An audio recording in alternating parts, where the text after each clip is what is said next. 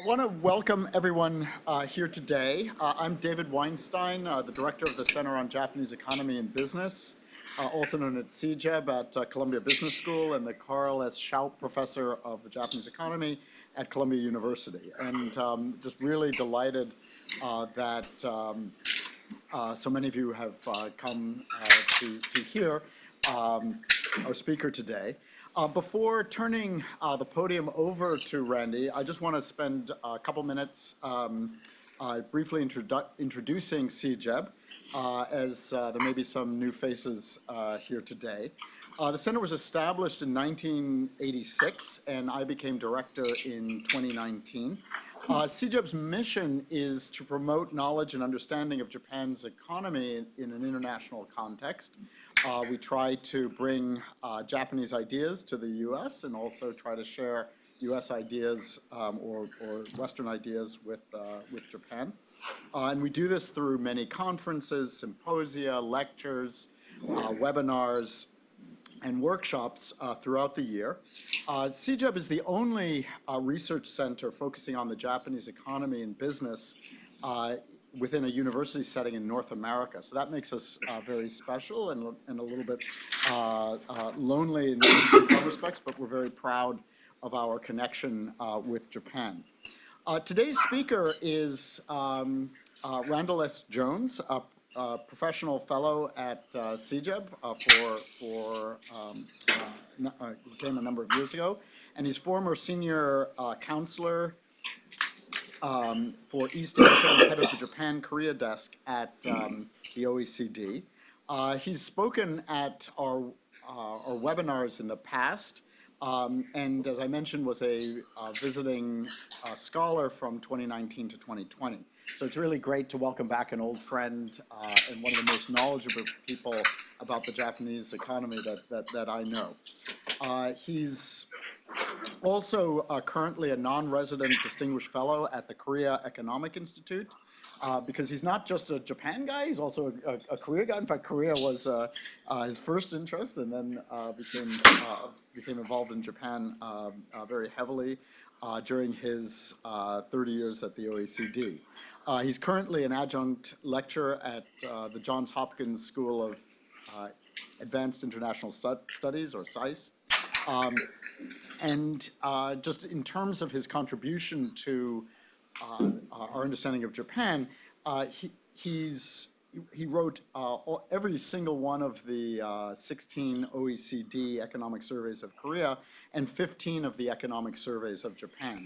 And these are just hugely valuable books that give you a lot of information about what's going on in each of these countries. For this work and other work, he received the decoration of the Order of the Rising Sun from the government of Japan in 2016, and the Sunya, hopefully I pronounced that properly, Medal of the Order of Diplomatic Service Merit from the government of Korea in 2018. Today, Randy is going to discuss Japan's demographic shift and subsequent challenges. I'll let him speak more about his work himself, but afterwards we're going to have some time for question and answer, so please think about some good questions to ask him. And I just want to also thank all of our corporate and individual sponsors listed in the booklet that everyone has for their generous contributions. These are really necessary for us. We couldn't run events like this without them. So without any further ado, I just want to welcome you to the podium. It's great to have you back, and I look forward to your remarks. Well, thank you, David. Very happy to be back and to see familiar faces. I got to know Takatoshi Ito quite well, and I heard Gerald speak a number of times when I was here, and Alicia as well on corporate governance. She taught me everything I know about corporate governance, I think, so I'm very happy to see you all here.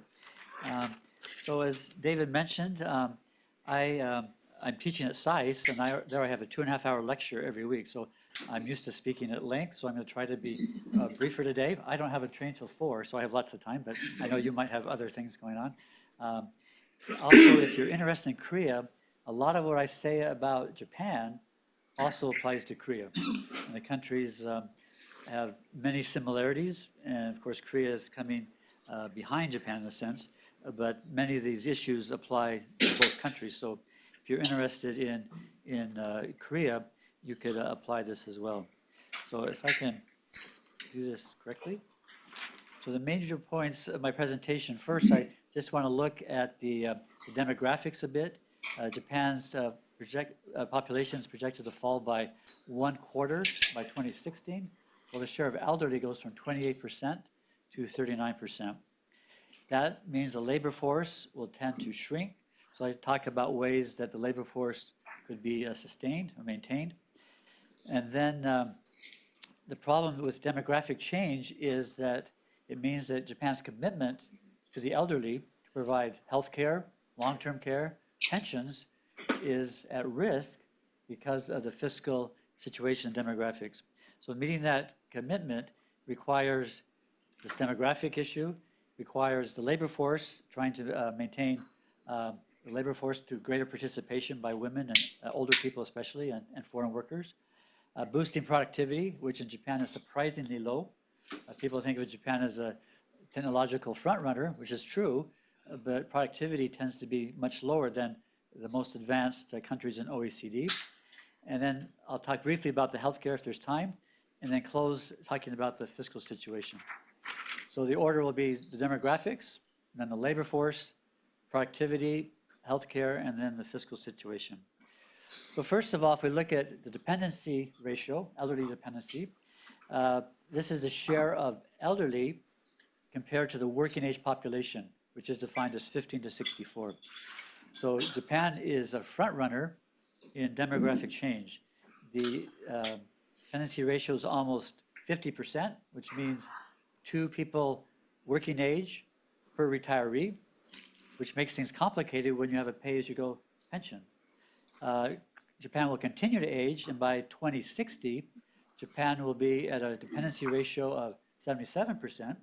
Other countries like Germany and Spain will have similar rates, but Japan is a front runner, and of course it will be overtaken by the blue arrow by Korea, because they have a birth rate of 0.8 and an even more severe situation. So the thing that stands out with Japan is the speed of this transformation. So in France, it took 115 years to go from 7% over 65 to 14%. In Japan, that took 24 years. And it's going to take them only 12 years. It took them only 12 years to get to 20%. So this is a very accelerated aging process that increases the challenge for Japan. So this is the long-run projection by the government. You can see the top part, the number of elderly rising to the 38%. You can see the number of young people declining, and the total population is down to 98. So having a smaller population per se is not a bad thing. I mean, in a world of climate change and green growth problems, congestion, fewer people is not necessarily a problem. But it is a problem when each generation, if you have a 1.4 fertility rate, each generation is 70% of the preceding generation, which makes it hard to fund a pay-as-you-go pension system. So it's this demographic transition that is causing this great concern. So the problem lies with the fertility rate. Japan, it kind of peaked, it fell to 1.25 in 2006, which caused a lot of alarm. It edged up to 1.45 in 2016, and now we're edging back down. And so this is kind of the root of the problem, low fertility. But this isn't uncommon. The United States has dropped dramatically since 2016 as well. So what explains falling fertility? Well, the traditional explanation was that when countries got richer, there was a quantity-quality trade-off.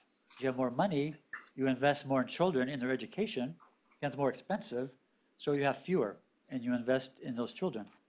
The other thing would be as wages increase, the opportunity cost of the women who typically take care of the children, the opportunity cost rises, so they would rather be working and spend less time in childcare.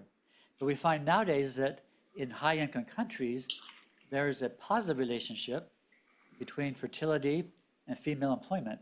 In countries, in the Nordic countries, Sweden, for example, has a high birth rate, close to 2, which is high relatively now, and it has high female participation, high female employment. Whereas in some countries in Southern Europe, Italy and Spain, they have low female employment and low employment for women. So basically, the key is the compatibility between women's careers and families. And without such compatibility, women will choose to have fewer or even no children. So we see this positive relationship, and Japan would always question that. Can we have this positive relationship? And I believe it would work in Japan as it works in Nordic countries as well. So compatibility, the 4 items that we kind of point out is, first of all, family policies by the government. What does the government do to reduce the cost and difficulty of raising children? And there, Japan is at the low end in terms of family benefits, 1.6% of GDP. Most of the social welfare in Japan goes to the elderly and not very much to working age population. The second thing is the social norms. I think one word or term describes this, kyoiku mama. In Japan, the mothers are supposed to shepherd their children through school, get them to juku on time, get them into Todai or some university. And so mothers who don't do that are viewed as somehow derelict, that they're not fulfilling that responsibility. A third factor is flexible labor markets. Is it easy to come in and go out?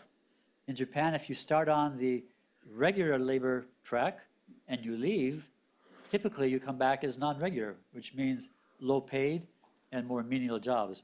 And fourth, naturally, it depends partly on fathers, their role in the household. So we look at Japan, OECD has statistics on everything. You can count how much people work around the house. This is survey data. Nobody checks the households and see who's actually doing the work. If you look at unpaid work, which is housework, house cleaning, and taking care of children, in Japan, the women spend 3 hours and 45 minutes a day, and the men spend 41 minutes a day.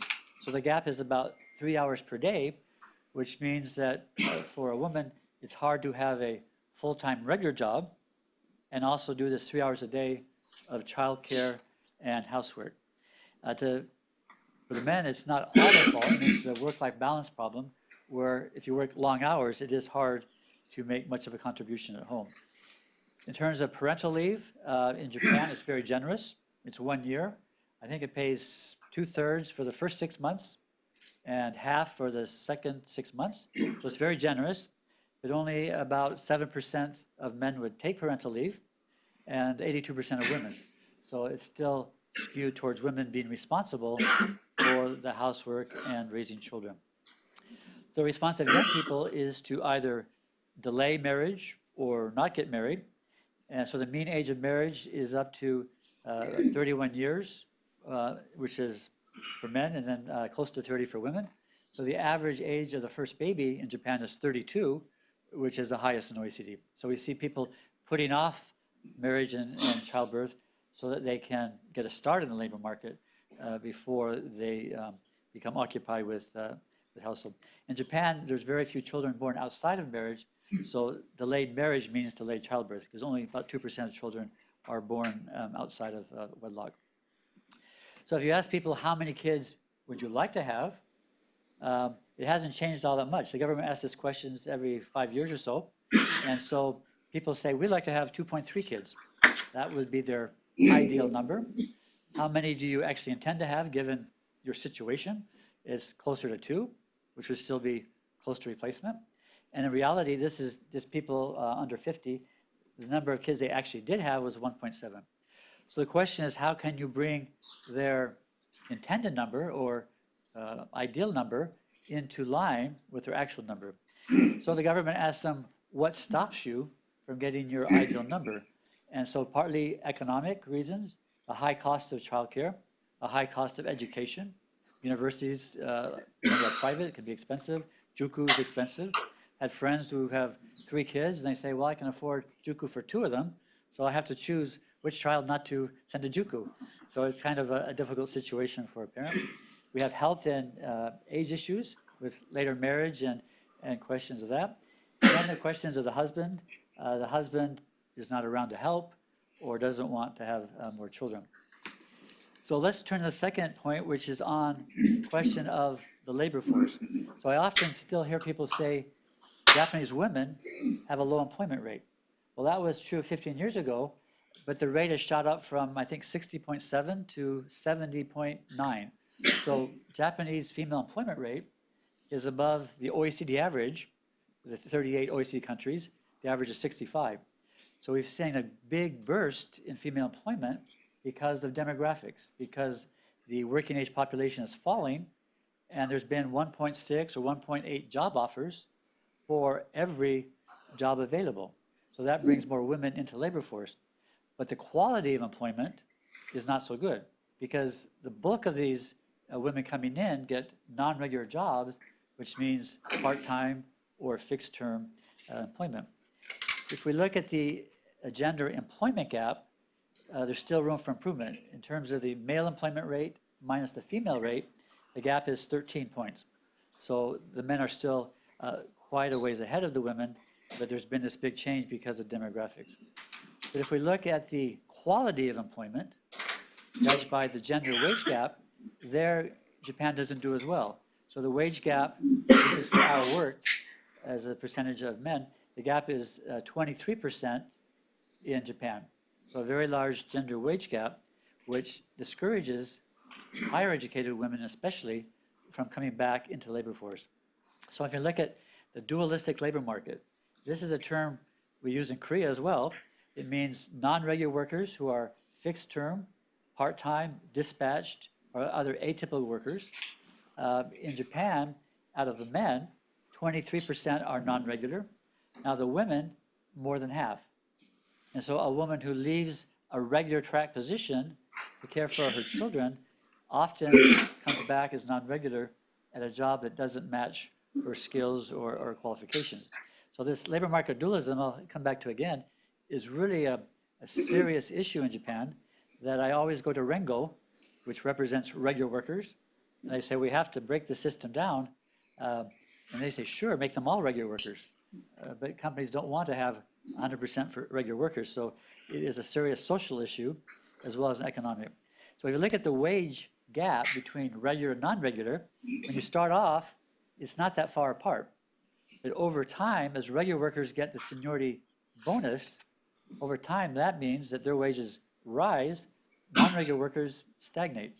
So by the time they're in the 50s, these regular workers are earning twice as much per hour as non-regular. And this does include bonus payments. Bonus payments are twice a year, about a quarter of employee pay. And these non-regular workers, only about a third of them even get bonus payments. So the gap is even larger than that. And so that creates this huge inequality. And since women are mainly non-regular, that creates this inequality. So Prime Minister Abe in 2017 said something that I put in my next survey. The term non-regular work should be swept away from this country. And the problem is, this could be a whole lecture by itself, but basically, the government asks people, why do you hire non-regular? Partly to lower labor costs. They don't cost as much money. Partly because they don't have company-based social insurance. And the other reason is labor market flexibility, because regular workers have high employment protection. It makes them hard to fire or dismiss when the economy goes into recession. So if you have non-regular workers, you let them go, they give you that margin of flexibility. So this is a key problem. Japan ranks very low in flexibility. Let me just jump towards the bottom here. Jetro said it's very difficult for a company to judge when is okay to dismiss a worker. It goes to a court, and they'll judge, did this company have the necessary economic rationale for letting these people go? So we need a strategy of trying to break down dualism by improving training for non-regular workers. They don't get firm-based training because most of them are temporary. You need to have more social insurance coverage for them, and we have to reduce employment protection for regular. So the goal is to go to flexicurity. So this is very popular in Europe, in the Nordic countries. It means you protect the person and not the job. So in the Scandinavian countries, it's easy to fire and hire, but workers don't mind as much because they know they're protected by the social safety net and by training so that they can move into a better job later on. The problem is that this is expensive and requires higher tax revenue. And many people aren't excited about paying higher taxes. So we also have a question of discrimination. So if you look at the number of women, female share of managerial employment, it ranks just ahead of Korea at 15%. So in 2003, Japan set a goal of having 30% of managerial or leadership positions held by women. And then Abe reinforced or confirmed that target, but it's very slow progress. And we find that even women with the same level of education as men are much less likely to become a manager than a man. And same for tenure, a woman with the same tenure will not be promoted as often. So there still is this problem of discrimination as well. Let me just talk about older people, since I'm now in that category. This is very interesting to me.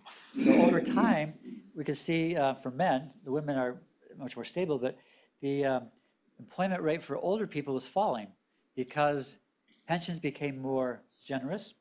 So people could take the pension at 60. And also, there are left fewer self-employed positions. And so it fell. And then in 2020, it started going back up because the older age people had more education, more university graduates. There was less manual labor. Jobs were easier. And so it started gradually going up. And the pension age, eligibility age started going up as well. So this trend is already going up, but it needs to go up much, much faster. So in 2006, or first of all, 1998, companies were prohibited from setting mandatory retirement below age 60. It used to be 55, which was even more unrealistic. So the government said you can't do it before 60, and they want a mandatory retirement because you can't just dismiss them. You have to have a rule that separates them from the company. The companies basically kept it at 60, only less than 20% actually either raised the mandatory retirement or got rid of it altogether, which is what I've always recommended. The problem is when you turn 60, your regular unwritten contract expires, and most of them would become non-regular workers. So you have somebody in a management or a high-level position, you turn 60, you can stay at the company. The government says you have to allow them, if they want, to continue at 65, but among men, the share of non-regular went from 10 up to almost half. So if you're in a good position, and you say, well, you can stay past your 60th birthday, but you're going to be at a job that pays half as much, many people will decide not to stay. So this solution was not very, very satisfying. The underlying problem is seniority-based wages. But what happens in Japan is when you're hired as a young person, you're underpaid in general, and that gives you a commitment under the traditional labor market, which is starting to break down. But that gives you a commitment or an incentive to stay your whole career when you'll be overpaid at the end. And over time, as your wage goes up and it passes your seniority, that's when the company would like to dismiss these people and get somebody younger and cheaper. So if you look at large firms, up to 60, we have this seniority-based wage. And the link between seniority and wage in Japan is the highest among OECD countries. So the government and OECD will say, well, you should pay people based on performance, pay them based on their job skill. But nobody likes that solution.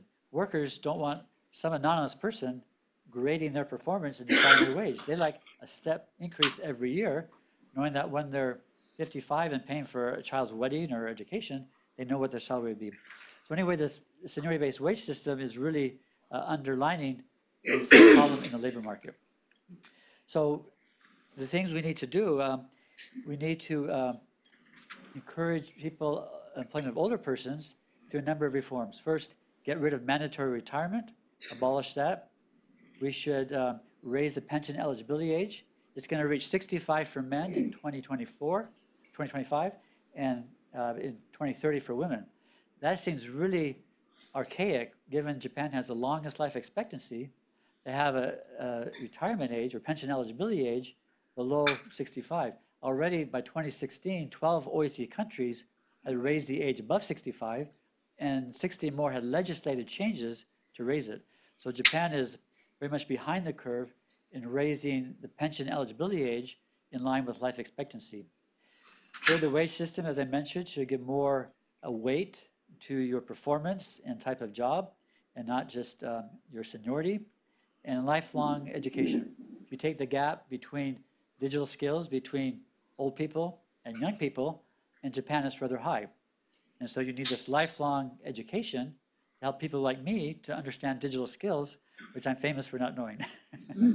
And so I have a son who's 28, and my wife, when I have a problem, I just call them in my office and they fix the problem for me. But you need to train these people so that they can be employable in the modern economy, and also more work-life balance so that you don't make people work 60 hours a week so they're dying to get out of the office by the time they're 60. So that's a very important step. And finally, foreign workers. So this is something that a sensitive subject that we need to talk about. I got questions before from two people who asked about the question of having more foreign workers. So in Japan, they relied on basically three categories of people to provide foreign employment. You have Japanese descendants who live in South America or other places. And so up to the Sansei, now it's up to the fourth generation, have the right to come back to Japan and work. And so you might go to Sony factory in Chibaken, you might see a group of people speaking Portuguese who are actually Japanese descendants. The second category would be trainees who come in for 3 to 5 years and do labor. They're trained, but it's actually very 3D, the dangerous, difficult, dirty labor. And you have students doing arobaito, the part-time jobs. And many of these students are limited to 28 hours. Many do 2 arobaito, meaning they do 56 hours of working at 7-Eleven and very little time actually in class. So the key point of all this is it hasn't been possible for lower skilled workers to come into Japan. In 2019, we have a new system that came into effect, special skills category. And that means that in 14 job categories with very severe shortages, such as long-term care, construction, agriculture, hotels, restaurants, you can hire people to come in and they can work for 5 years, and some of them can bring their family and roll over the 5-year term. So that is the first time that we have people coming to do low-skilled work on a work visa. So this is a very landmark event. We don't call it immigration, but they have a pathway. In the US, we always talk about pathway to citizenship. They have a pathway to stay in Japan. So this program started in April 2019. The target was 350,000 people by 2023. We didn't have a big start. We only had maybe 12,000 when the pandemic hit. And after 3 years, it's only 15,000. So I don't know how much is a pandemic, how much is discouragement that you have to learn Japanese before you come. It is a big investment to learn Japanese. And so I have a friend in the government said it would be a shame if Japan opens the door and nobody comes. But this is a real risk because Korea has a big shortage of workers, and it's going to get worse and worse. Taiwan, Hong Kong, other countries are going to be competing for these skilled, well, middle skilled or lower skilled Asian workers. There'll be a competition. So Japan's going to have to compete to try to attract foreign workers. It's not just a question of opening the door, it's a question of actually attracting these people. So let me turn to productivity. This is really the key problem in Japan. So the Japanese government set a target under revitalization strategy, which they do every year, and they want a 2% productivity growth per year. They got to 1%, which is the OECD average, but we're still far away from 2%. So when you think about the 3 arrows of Abenomics, we saw a lot of monetary policy change. Fiscal policy, we saw a lot of fiscal policy on both sides. But in terms of structural reform, this is an area where Abenomics did not really come through as much as we might have hoped. And when I think about what was the success of Abenomics, I would pick, maybe Alicia agrees, corporate governance did start changing. And I think the CTP, which Japan rescued, is another important thing. But overall, we haven't seen the payoff in terms of productivity. So OECD, we like to divide living standards, per capita income, into how much you work and how productive you are for every hour you work. And so we like to compare each country to the top 18. So when I did this is 2018. There are 36 OECD countries. The top half is equal to 100. So you can see that Japan's per capita income, it was 96% of the top half of OECD. And then after the bubble collapsed, it's been edged down and then stabilized around 82%. Japan is a labor input country where, because of high employment rates for men and now for women, and relatively long working hours, Japan puts in a lot of labor. But in terms of output per hour worked, Japan is 28% below the top OECD countries. And that's very surprising when you think of Japan as a technological leader in so many fields. Labor productivity is low. One of the reasons I like to talk about the polarization of the Japanese economy, and there's just a few slides to try to illustrate it. There's a huge gap between large firms and the small firms. So this looks just at firms 20 to 49, which isn't the full definition, but there the productivity of these smaller firms is relatively low, even compared to the OECD average, about 45%. The problem is that mature firms in Japan are small. So if you look at firms over 50 workers, less than 50 workers, by their age, 75% in Japan are over 10 years old. In other words, SMEs aren't growing and becoming more efficient through economies of scale. And only about 2% are startups, less than 2 years old. So we have a problem of not enough innovative startup companies, which tend to drive innovation. You have too many SMEs that just hang around as small companies and never grow. And so that, to me, that sums up the problem. One of the reasons they don't grow is because the government provides them lots of support. And this is just one aspect, government guarantees for SME loans. So as a share of GDP, Japan is the highest along with Korea. So if you've ever seen Peter Pan, this is the Peter Pan syndrome. Small companies don't want to grow up because then you start paying higher taxes, everything becomes much more difficult. So if you're growing, you want to keep SME, then you split your company and have two small companies rather than having one large company. So it's not a very healthy situation. The other side of the coin, since 75% of SMEs are in the service sector, we have low service sector productivity. So per hour worked in the services, they're about 2/3 of the labor productivity of manufacturing. So the SME sector and the service sector are the low productivity areas of the Japanese economy. So over time, we can see manufacturing productivity is continuing to rise, except for during the global financial crisis. And service sector productivity, which is harder to measure, I admit, but it seemed to have peaked around that time and has never increased since then. So this gap seems to be widening over time between manufacturing and services. If we look at why, partly innovation. If you look at R&D in the business sector, the service total, which is what, the fifth group down. So the service sector is only 10% of business R&D. The OECD is closer to 40%. So the service sector is left behind in the innovation. And for the SME, it's even more striking. Only 5% of business R&D is undertaken by SMEs. So these are the lagging, low productivity sectors.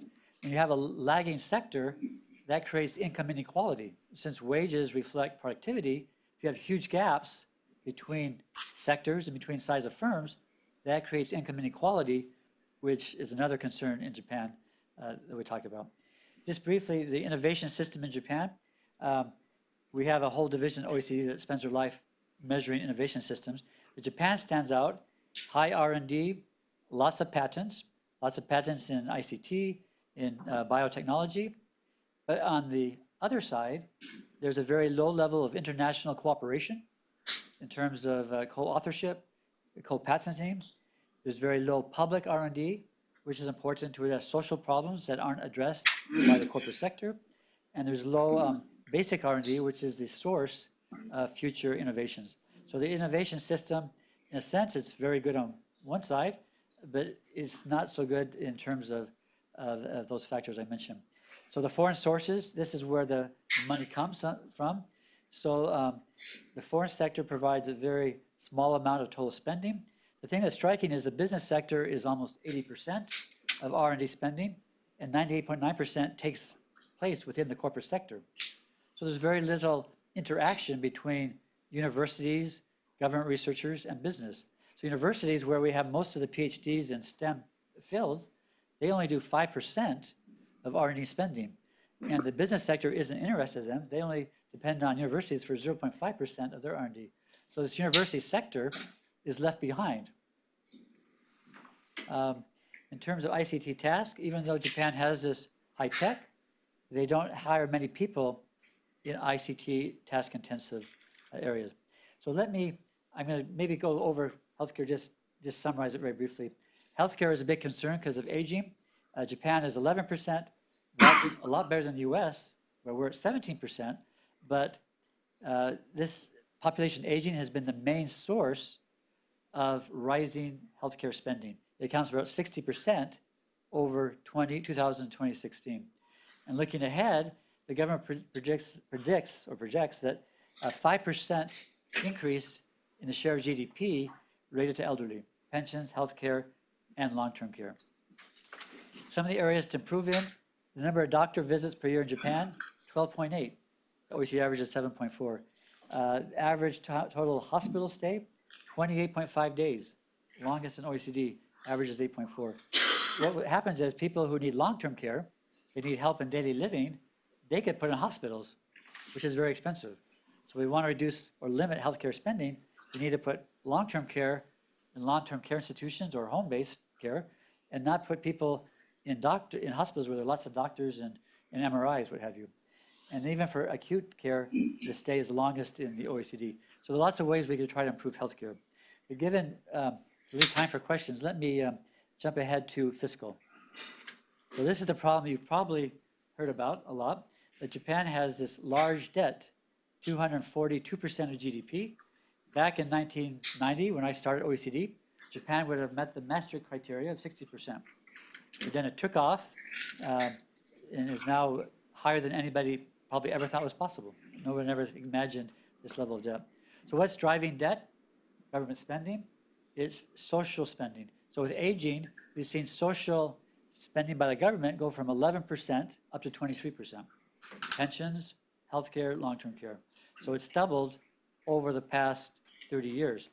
So it's not Denmark, but Japan is rising extremely rapidly because of social spending. So looking at spending, we can see they had a surplus early 90s, then they've had consistent deficits. We see spending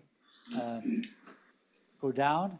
The deficit was actually rising most of this time. And then we actually had it kind of reducing during the Abe time. But then with the pandemic, we shot up again in terms of government spending. And spending is relatively low compared to other OECD countries, but it's too high given the revenue. So how does Japan, how they control spending? Well, basically, if you look at this second line, this is a central government general account, which is most of the spending. So healthcare spending, social spending is rising, and they're squeezing everything else. So education and science, down 0.5%. This is nominal terms. Public works down. These are areas that will promote growth, and these are being reduced, and the money is being shifted to social spending. So that's not a good long-run strategy if you want growth. One of the questions I had was, what about defense spending? I think somebody asked me about that.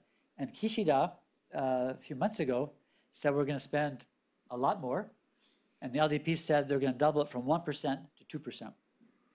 And we don't know if Komeito, the coalition party, which is pacifist, they are less than enthusiastic, because part of the increased spending would be the ability to attack other countries with missiles before the missiles take off. In other words, North Korea. And so that sounds offensive in nature rather than defensive, but in a sense it's preemptive. So anyway, you'd have to, if you want to increase spending by 1% GDP, we're going to have to raise even more revenue. So if we look at the primary budget is spending minus interest, net interest. Japan had a sharp increase with the Asian crisis and the banking crisis, the global financial crisis, and COVID. The goal in Japan since 2003, or 2010, was to reach balance by 2020.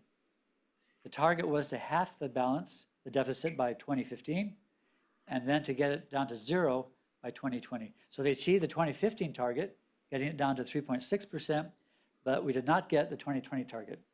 Now, we still have a 2025 target of zero, but we've had very large deficits the past few years, and we project, OECD projects, that the primary balance will be about 5% this year and next. So basically, 2025 target is not realistic. And so the government should probably either set a new target or a new plan, because this target no longer makes any sense. So in terms of the pressure on spending, two factors are also driving it. If you look at the local level, this is looking at all the cities in Japan. If you have less population density, you have higher spending per capita. And what you have in Japan is you have ghost towns developing because of population decline. I went to Yubari in Hokkaido. They had a population of 125,000 people in 1980. So I went there to talk to the mayor, who's now governor of Hokkaido. They're down to 9,000 people. Most of them are elderly, who require long-term care, which the municipality has to pay. And all the young people leave because there's no jobs. This is a future for large parts of Japan. So less density means higher per capita spending. And then the share of the elderly goes up because you have to pay for long-term care on the municipal value basis. Let me just say a word about pensions before I stop. So we look at replacement rates, which is the pension benefit as a share of your working age income. And this is the OECD measure, which doesn't match the Japanese measure. So by the OECD measure, replacement rate is only 37%, which means that many people who rely only on a public pension might end up in poverty. And so we tend to think that 50% would be adequate, 60% is the average. And that's a difficult thing for Japan to try to raise their pension eligibility age. The contribution rate has risen from only around 5% of pay to 18.3%. I think there's a consensus not to raise that any higher. So how do you prevent elderly poverty? Elderly poverty in Japan is 20% of elderly. And elderly poverty, relative poverty means you're below half median income. So OECD is about 14% because of Japan's pension system has high poverty among the elderly. So the way to do it is to make people work longer, or raise the pension eligibility age, give them the opportunity to work longer. And so if this is a government simulation done 5 years ago, if you raise the replacement rate to, the eligibility age to 70, you can dramatically increase the replacement rate well above 50. So that is the key, is to not wait till 2025 or 2030, start raising pension eligibility now, start raising it now and go beyond 65 towards 70. The other question is, how can Japan afford the interest on the debt? The debt is 242%. The OECD projects 252% by next year. And now Japan pays very little interest because the yield on 10-year government bonds is only close to zero. What happens when monetary policy is normalized? The OECD, I'm no longer making forecasts, they project by end of 2024, the CPI and wages will both be at 2%, and QQE and yield curve control comes to an end. What happens when interest rates normalize, and instead of having 0.5% net interest payments, you go up to 2 or 3 or even higher? That's another question that Japan is facing. So this is what we have for inflation. It's high because of energy and food, but it's going to go back to 2% according to the OECD estimate.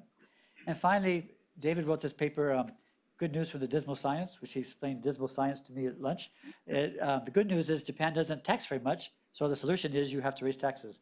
And they have lots of scope to do it compared to other countries. So what tax do you want to raise? Well, if you're at the OECD, we would choose consumption tax. We know it's regressive, but the best way is to raise the consumption tax and then give lump sum transfers to people who have low income. What Japan did in 2019 was they made a dual rate system. Lower rate, 8% for food and beverage, 10% for everything else. What that means is elderly people who spend more on food get more tax relief. So it's not a very efficient way when you give the tax relief to the wealthy. Personal income tax, I'll just jump ahead to this. This is the VAT. So Japan is 10% along with Korea. It should be every 2 points on the consumption tax or the VAT gives you 1% GDP in revenue. So if you're at -5, a deficit of 5, you want to get it to +5, that means you raise your VAT to 30% if you do everything on the VAT. And in terms of personal income tax, we don't tax very much because we exclude 1/3 of wage income. And so the tax personal income tax base is very narrow. The rates are rather high, a very narrow base. So we need to broaden the base of personal income tax, and that will help with inequality because it's a progressive rate system. And finally, I won't go into green growth, but we need to have higher prices on carbon. One way to do it is ETS. The other is through carbon tax. Japan is very low in terms of carbon tax. So let me stop there, and I'm very happy to answer any questions that you may have.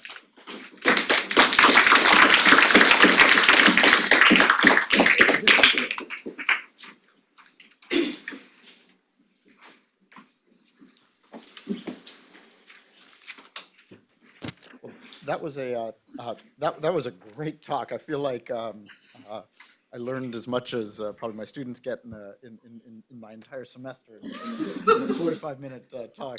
I think you set a world record on slides covered. So I should say, I'm happy to mail these out to anybody who wants them. You don't have to take notes, but if you want them, they can be sent out. It's free. And my book is 500 pages, so I could have gone for hours. Okay. So I want to start by just asking a question that based on my last trip to Japan in May. And, on the one hand, as economists, I think you presented the data in an amazingly balanced and sensible way, and, documenting kind of the problems that Japan is facing, and in particular, Japanese incomes at this point are dramatically below those in the United States. I think average wages, I just looked at the numbers, was about 4.4 million yen. If you look at average wages in the United States, it's a number like 10 million yen. It's about $75,000 at current exchange rates. Now, you can play around with PPP, but you still get a very big gap of maybe U.S. wages being about 60% above Japanese wages. But when you go to Japan, and I'm sure this happens to you, and I know you're going in a couple months, there's no sense of urgency that we need to change anything, right? And I'm always surprised by that. And so it seems like the situation is one in which, as economists, we're saying, you've got to really change things. But Japanese don't see that much urgency. And so I guess one question I wanted to ask is given that, what do you expect to see changing in Japan? Is anything dramatic? Do you see Japan on the verge of anything dramatic happening? And why isn't there more of a sense of urgency about these problems? I think on the wage side, I think Rengo seeing the real wage fall quite a bit because of the higher inflation. I think Rengo might be getting more militant. And when I visit Korea, the unions are Marxist, militant. They think OECD is a capitalist tool. In Japan, Rengo is like talking to management. We don't want higher wages, we want stability. We want long-term steady growth. And I think when Abe was there, he kept saying, aim for 3%. Don't be happy with 1, or we want 3% wage growth. And the workers were never out there really pushing for that. But I think with real wages falling by 2% over the last 6 months, some of my Japanese friends think that this wage negotiation around the Shoup is going to be much more difficult for the companies, and they're going to have to give people are talking about 5% target, but even 3 or 4%, that would really start changing things and help Japan get this virtuous circle of higher wages, higher income, higher price, and get us out of this kind of deflationary, near deflationary trap. I think the other thing is this complacency is that all this debt, government debt, is owned within Japan. So now the business sector owns a lot of it, households. Bank of Japan owns a large amount. But at some point, the money won't all stay in Japan. Japanese will send their money overseas to diversify. And when the money is no longer almost all held in Japan, there'll be these external constraints that other countries face as well. So those are the 2 points of maybe this year for wages, and then maybe 5, 10 years down the road for this being self-sufficient in terms of financing your deficits. I want to open it up for questions. I see Rick Katz in the back. Thank you. Rick Katz, Toyo Keizai. Your stuff is great. I've been reading it forever. And I think you should raise your retirement age to 95 or something like that, so keep on producing it. So here's the question. If you look at the cross-country data shows that countries that do X do better on fertility, aging, et cetera. But if you sort of do a time series within a country, are there many countries that have been successful in actually raising the fertility rate? And I'm thinking of two grounds. One is, can they change the factors that lead to low fertility? But more complex is, when they do change those factors, does it actually make a difference? All right. Yeah, we have much less experience in trying to raise them. I think Sweden has gone up a bit. I think they were lower before they got their social safety net fully developed. But that is the key. We see one direction going down, but it's an experiment to see, does that work in reverse?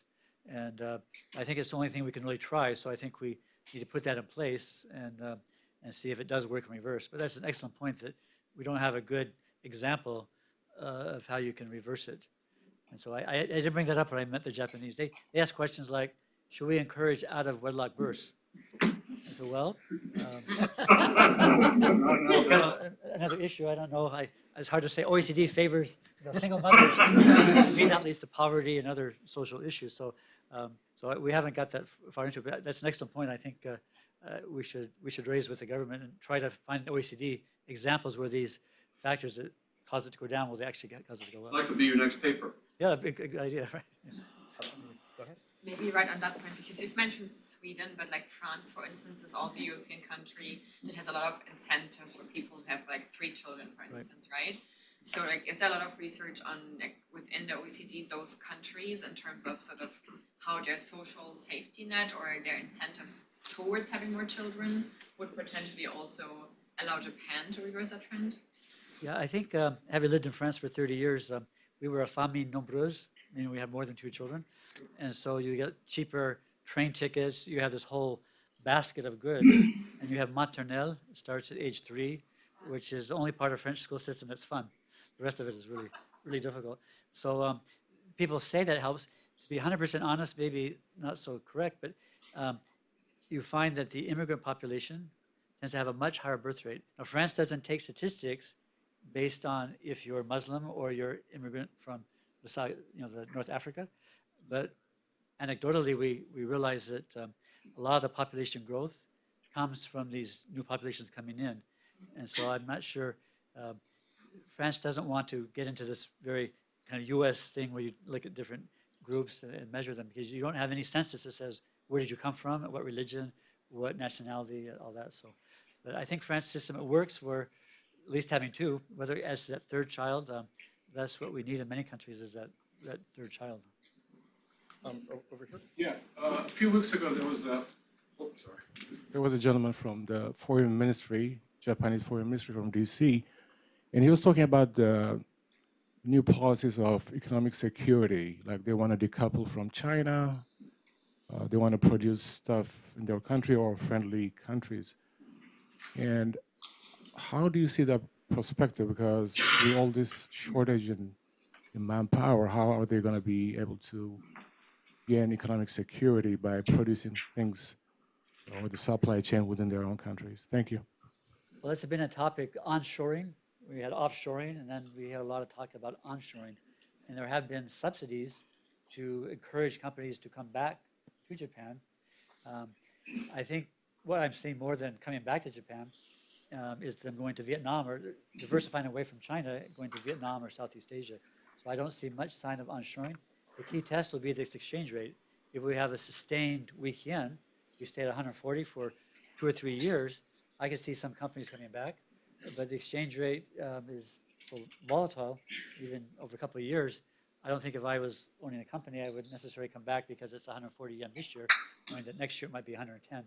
So I think what Japan will do is these multinationals will diversify away from China to other countries that are more friendly in a sense, and not have so much produced in China.